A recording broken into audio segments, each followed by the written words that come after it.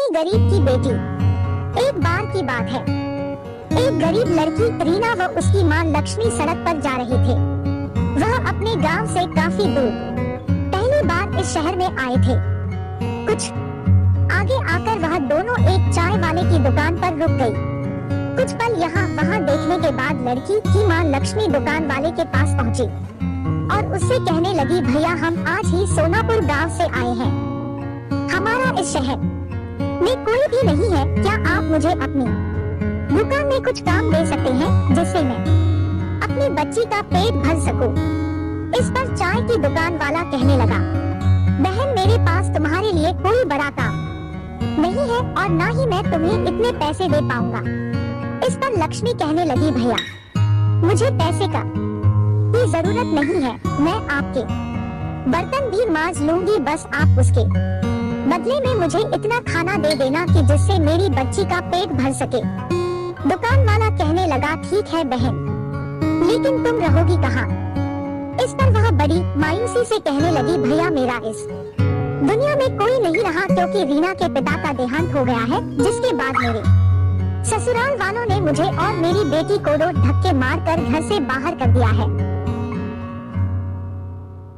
वह बोली, अब तो मुझे ही अपनी इस बच्ची को पालने के लिए कुछ ना कुछ काम करना पड़ेगा। आपको मंजूर हो तो मैं आपकी इस दुकान में ही सो जाऊंगी। सुबह जब तक आप अपने घर से आएंगे तब तक मैं आपकी दुकान में झाड़ू पोछा व बर्तन साफ कर दिया करूंगी। इसके बदले में आप बस मेरी बेटी को कुछ खाने को दे दिया करना। लक्ष्मी की ऐसी बातें सुनकर चाय वाले का मन पिघल गया और उसने लक्ष्मी की बात मान ली। दोनों माँ बेटी वहीं दुकान में रहने लगी और काम करने लगी। ऐसे ही उनका समय बीतने लगा। एक दिन चाय वाला उससे कहने लगा, बहन मैं तुम्हारे लिए पास के कारखाने में बात करूंगा जिसमें मेरी चाय जाती है। उसके मालिक का स्वभाव बहुत अच्छा है। उनके पास तुम्हारे लिए कोई काम होगा तो वह तुम्हें अवश्य ही काम देंगे, जिससे तुम्हें व तुम्हारी बेटी को एक अच्छा ठिकाना मिल जाएगा। यह कहकर चाय की दुकान वाले भैया ने जब कारखाने के मालिक से उन दोनों के बारे में बात की तो मालिक ने कहा, ठीक है, हमारे घर पर एक काम करने वाली की आवश्यकता है, इसलिए तुम उसे हमारे घर भेज देना।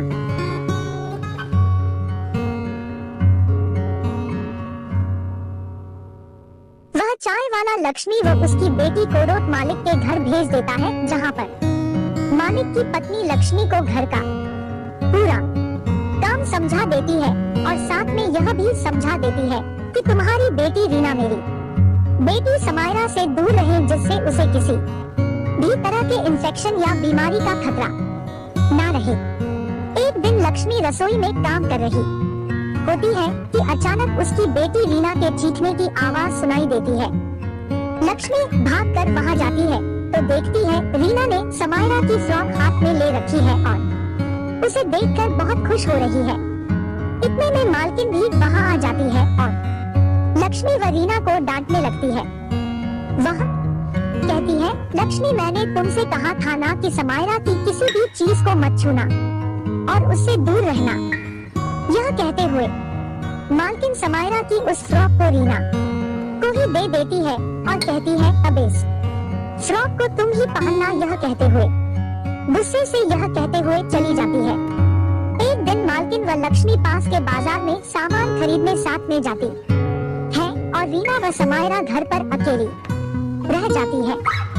वह दोनों अलग अलग खेल रही होती है कि अचानक समायरा को रोज चक्कर आ जाते हैं और समायरा बेहोश हो जाती है। तभी पास ही खेल रही रीना की नजर समायरा पर पड़ जाती है और वह भागकर उसके पास पहुंच जाती है।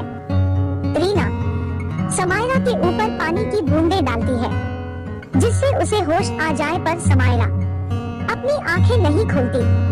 रीना घबराकर बिना देर किए पड़ोस में जाकर शोर मचाकर यह बताती है कि देखो समायरा को पता नहीं क्या हो गया है और वह उठा नहीं रही है।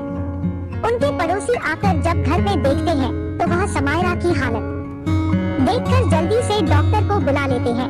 कुछ ही देर में डॉक्टर वहां आ पहुंचते हैं और समायरा को इंजेक्शन लगा जाते हैं जिससे वह होश में आ जाती है।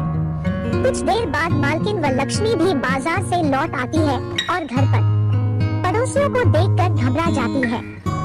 समायरा की हालत देखकर तो मालकिन बहुत ही परेशान हो जाती है, लेकिन डॉक्टर उन्हें दिलासा देते हैं कि अब वह ठीक है और कुछ दवाइयाँ लिख देते हैं।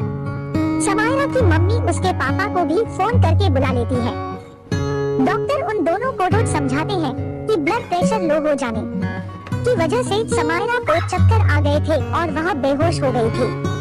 ऐसे में अगर सही समय पर रीना पड़ोस में जाकर लोगों को नहीं बुलाती तो कुछ भी हो सकता था।